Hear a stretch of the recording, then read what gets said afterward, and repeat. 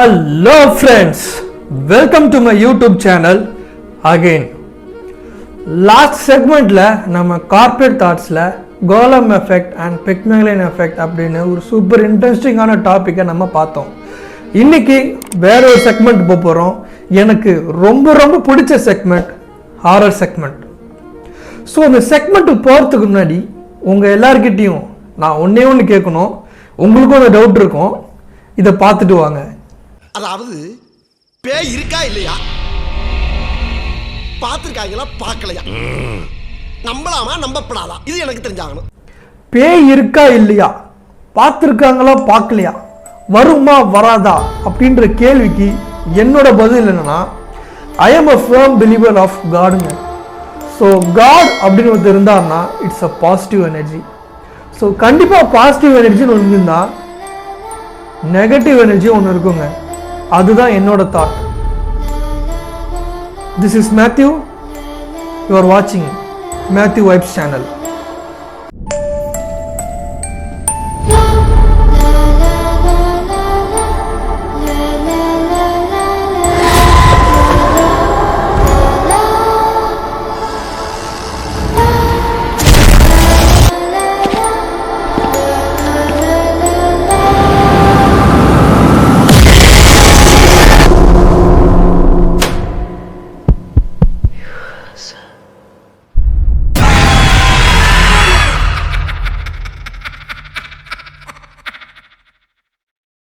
So இன்றைக்கி நம்ம என்ன கதை பார்க்க போகிறோன்னா, it's a based on true story.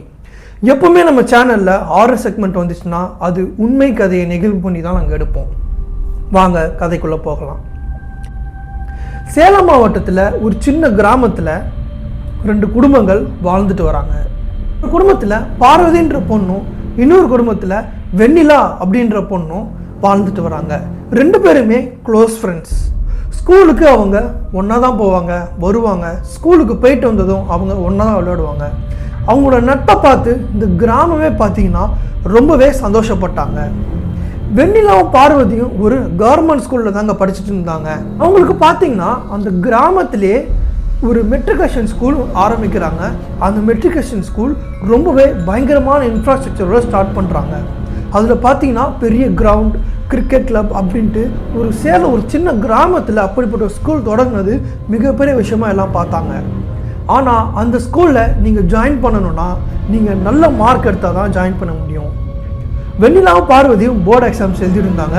So 10th ஸ்டாண்டர்டில் நல்ல மார்க் ஸ்கோர் பண்ணால் மட்டும்தான் அந்த ஸ்கூலில் 11th standard and 12th standard படிக்கிறதுக்கான ஒரு நல்ல ஆப்பர்ச்சுனிட்டி கிடைக்கும். அவங்களுக்கு ஒரு நல்ல காலேஜ் கிடைக்கும், அவங்களுக்கு எதிர்காலம் நல்லா கிடைக்கும்னு வெண்ணிலாவோட பார்வதி அம்மா டிசைட் பண்ணுறாங்க. ஸோ 2 பேருமே நல்லா படிக்கிறாங்க.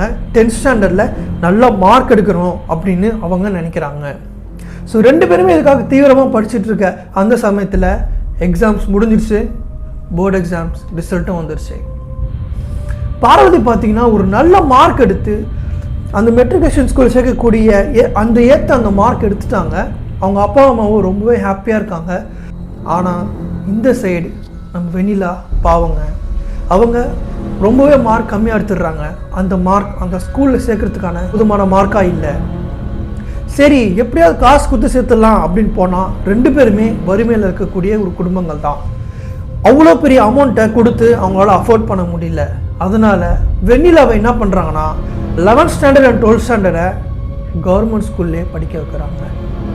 இங்கே பார்வதி அழகாக ஜம்முன்னு மெட்ரிகுலேஷன் ஸ்கூலில் ஜாயின் பண்ணிட்டாங்க. 2 பேரும் ஒன்றா தான் ஸ்கூலுக்கு போவாங்க, வருவாங்க. இங்கே தான் 2 பேருக்கும் இடைவேளையே ஸ்டார்ட் ஆகுது.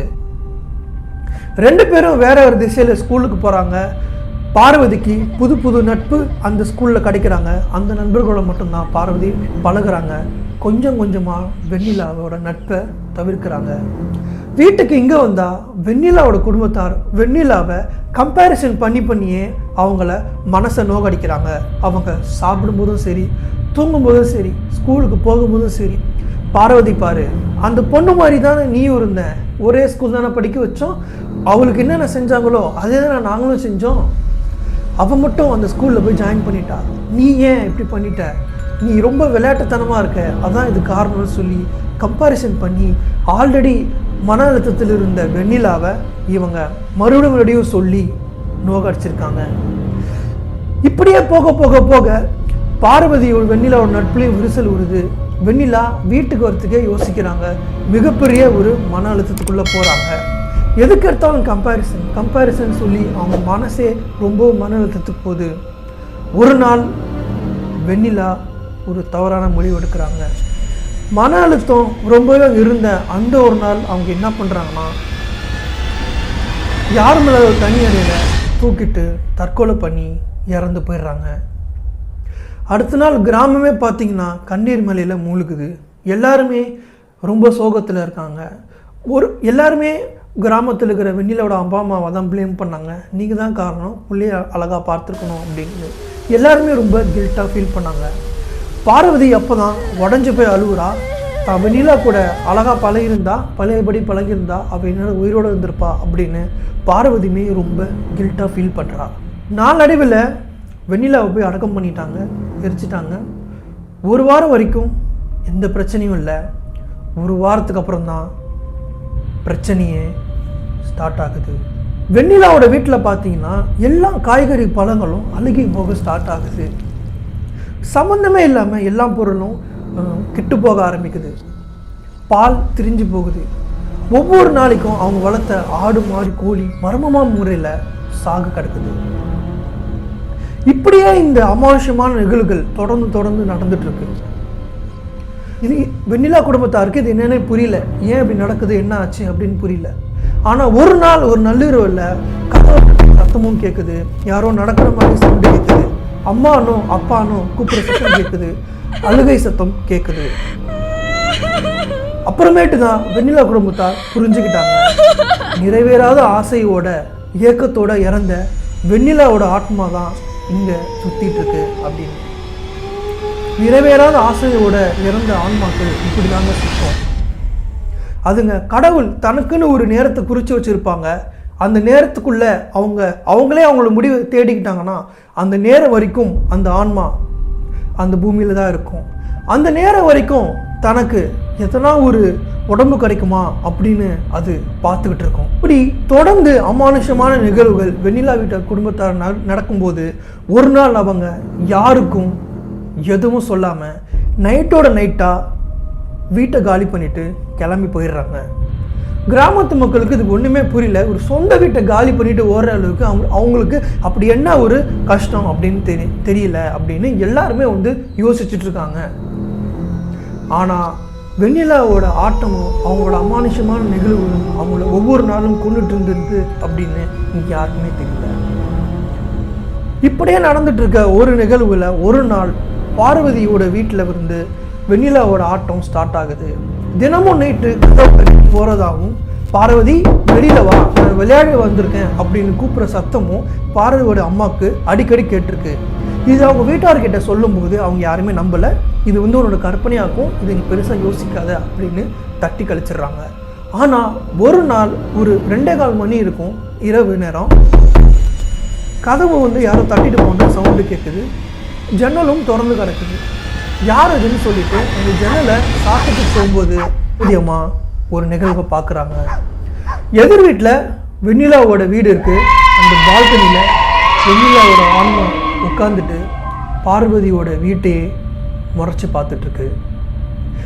அந்த செகண்ட் அவங்க கத்தி கூச்சலிட்டு வீட்டில் உள்ள எல்லாரையும் கூப்பிடுறாங்க. எல்லாரும் பார்க்கும்போது அந்த பால்கனியில் யாருமே இல்லை. இந்த நிகழ்வை அவங்க வீட்டில் உள்ள எல்லாருக்கிட்டையும் சொல்லும் போதும் எல்லாம் அப்போ தான் நம்பினாங்க, இந்த மாதிரி வெண்ணிலாவோட ஆன்மா அந்த வீட்டில் தான் இருக்குது அப்படின்னு. நாளடைவில் தினமும் ஒரு நாய் கொலிக்கிற சவுண்டும் இந்த மாதிரி பல விஷயங்கள் நடந்துட்டுருக்கு. ஒரு நாள் திடீர்னு என்ன ஆகுதுன்னா, இரவு 1:15 மணி நேரம் தூங்கிட்டு இருந்த பார்வதியை காணோம். வீட்டில் உள்ள எல்லாருமே தேடுறாங்க, எங்கே தேடியுமே கிடைக்கல. உடனே அவங்க போய் கதவை திறந்து பார்க்கும்போது வெண்ணிலா உட்கார்ந்துட்டு இருந்த அந்த பால்கனியில் பார்வதி உட்கார்ந்து அவளோட வீட்டையே அவள் பார்த்துட்டு இருந்தா. அந்த கணம் தான் எல்லாரும் புரிஞ்சுக்கிட்டாங்க, வெண்ணிலாவோட ஆவி பார்வதி உடம்புக்குள்ள புகுந்திருக்கு அப்படின்னு.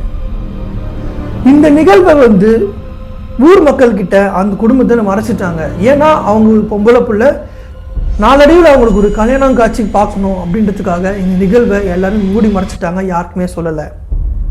ஆனால் தினம் தினம் இடைவிடாமல் டெய்லி வெண்ணிலாவோட ஆவி பார்வதி உடம்புக்குள்ள ப்ரொசஸ் ஆகி தினமும் நைட்டு வந்து சாப்பிட்டுட்டு போகுமா. சாப்பிட்றதுனா ஒரு பெரிய கிண்ணம் லெஃப்ட் ஹேண்டில் தான் சாப்பிடுவாங்களாம். ஃபுல்லாக வந்து சாப்பிட்டு நான் கிளம்புறேன் அப்படின்னு சொல்லிட்டு போயிடுவாங்களாம். ஒரு நாள் பார்வதி அம்மா என் பொண்ணை விட்டுரு, நாங்கள் இந்த ஊரை விட்டு போயிடுறோம் அப்படின்னு வெண்ணிலாவோட ஆவிக்கிட்ட கேட்குறாங்க. அதுக்கு பார்வதி உடம்புக்கு இருக்கிற வெண்ணிலா சொல்கிற பதில் என்னன்னா, என் அப்பா அம்மா என்னை விட்டுட்டு போயிட்டாங்க, நான் வேணான்னு. அந்த வீட்டில் நான் இவ்வளோ நாள் தனியாக இருந்தேன். எனக்கு எங்கள் அம்மாவுக்கு அப்போ எங்கள் அம்மா அப்பா அப்புறம் பார்வதியா என்னோட தோழி, அவளை பார்க்கறதுக்காக தான் நான் வந்திருக்கேன். இன்னும் கொஞ்ச நாள் தான் நான் பார்வதியை என் கூட கூட்டிகிட்டு போயிடுவேன், நீங்கள் உங்கள் வேலையை பாருங்க அப்படின்னு சொன்னதும் அவங்க குடும்பத்துக்கு தூக்கி வாரி போட்டுது. அதாவது வெண்ணிலாவோட எண்ணம் என்னன்னா பார்வதியை கொண்டு தன்னோட கூட்டிட்டு போயிடணும் அப்படின்ற எண்ணம் அந்த குடும்பத்தாருக்கு தெரிய வந்தது. இதை புரிஞ்சுக்கிட்ட பார்வதி குடும்பத்தார் ஏகப்பட்ட மந்திரவாதிகளை சந்திக்கிறாங்க, பேய் ஓட்டுறவங்க சந்திக்கிறாங்க, எதுவுமே நடைபெறல. அப்புறம் அவங்க க்ளோஸ் சர்க்கிளில் தெரிஞ்ச ஒருத்தர் சொல்றாங்க, பெங்களூர்ல இந்த மாதிரி ஒரு கோயில் இருக்கு, அந்த கோயில் ரொம்பவே விசேஷமான இது, ஏகப்பட்ட பேய் பிடிச்சவங்கள அவங்க அந்த பேய்களை விரட்டி அடிச்சிருக்காங்க அப்படின்னு கேள்விப்பட்டு பெங்களூருக்கு போறாங்க. பெங்களூருக்கு அந்த கோயிலுக்கு போகும்போதும் ஃபுல்லாக அந்த இடம் ஃபுல்லாகவே பேய் பிடிச்சவங்க எல்லாருமே இருக்காங்க. அந்த இடத்துல பார்த்தீங்கன்னா ஏகப்பட்ட குருமார்கள் இந்த மாதிரி பேய் ஓட்டிட்டு இருக்காங்க. அதை பார்த்தோன்னே பார்வதி குடும்பத்தாருக்கு ஒரு சந்தோஷம் இருக்குது, ஒரு நம்பிக்கை வருது. ஆனால் அந்த சமயம் பார்த்தீங்கன்னா பெரிய பெரிய குருமார்கள் இமயமலைக்கு போயிருந்தாங்க. பார்வதியை யாருமே பார்க்க முடியாத சூழ்நிலை ஆயிடுச்சு. அதனால நீங்கள் குருமார்கள் வர வரைக்கும் இங்கேயே தங்கி இங்கேயே சாப்பிட்டுக்கோங்க, அவங்க வந்ததுக்கப்புறம் நீங்கள் கிட்ட போய் காட்டலாம் அப்படின்னு எல்லாருமே டிசைட் பண்ணுறாங்க. 3 நாள் நல்லா சாப்பிட்டு சிரித்து பேசி தூங்கி எழுந்து நார்மலாக இருக்கக்கூடிய பார்வதியை அவங்க குடும்பத்தார் பார்த்து தப்பு கணக்கு போடுறாங்க. ஏன்னா தினம் தினம் வெண்ணிலாவோட ஆவி பார்வதி உடம்புக்குள்ள வந்துடும், 3 நாள் ஆகியும் வரலை அப்படின்னு அவங்க இந்த இடத்துக்குள்ள காலடி எடுத்து வச்சோம் அந்த ஆவி போயிடுச்சு அப்படின்னு ஒரு தப்பு கணக்கு போடுறாங்க. ஒரு நாள் இரவு பார்வதி வந்து, அப்பா நான் நல்லா ஆயிட்டேன் பாருங்க, நல்லா சாப்பிட்றேன் தூங்குறேன், வாங்க நம்ம ஊருக்கே திரும்பி போடலாம், நம்ம ஊரை மிஸ் பண்ணுறேன் அப்படின்னு சொன்னதும் அவங்க ஒரு தவறான முடிவு எடுக்கிறாங்க. அங்கேருந்து வெளியில் வந்து ஒரு நல்ல ஒரு ஹோட்டலில் எல்லாரும் சாப்பிட்றாங்க. சாப்பிட்டு வெளியில் வரும்போது அங்கே ஒரு பயங்கரமான ஒரு கூட்ட நெரிசல். பெங்களூரோட டிராஃபிக் பற்றி உங்களுக்கு தெரியும். அந்த கூட்ட நெரிசலில் பார்வதி தவற விடுறாங்க. எங்கே தேடியும் கிடைக்கல. ஒரு வழியாக போலீஸ் ஸ்டேஷனில் போயிட்டு இந்த மாதிரி எங்கள் பொண்ணை கூட்டிகிட்டு வந்து காணும் கம்ப்ளைண்ட் கொடுக்குறாங்க. கம்ப்ளைண்ட் கொடுத்த அரை மணி நேரத்திலே ஒரு கால் வருது, இந்த மாதிரி ஒரு அன்ஐடென்டிஃபைட் பாடி ரயில்வே ஸ்டேஷன் ட்ராக்கில் விழுந்து இறந்துருக்கு அப்படின்னு. உடனே அவங்க ஐடென்டிஃபை பண்ணுறதுக்காக போகிறாங்க. அங்கே பார்வதி தலை நசுங்கி இறந்து கிடந்தா.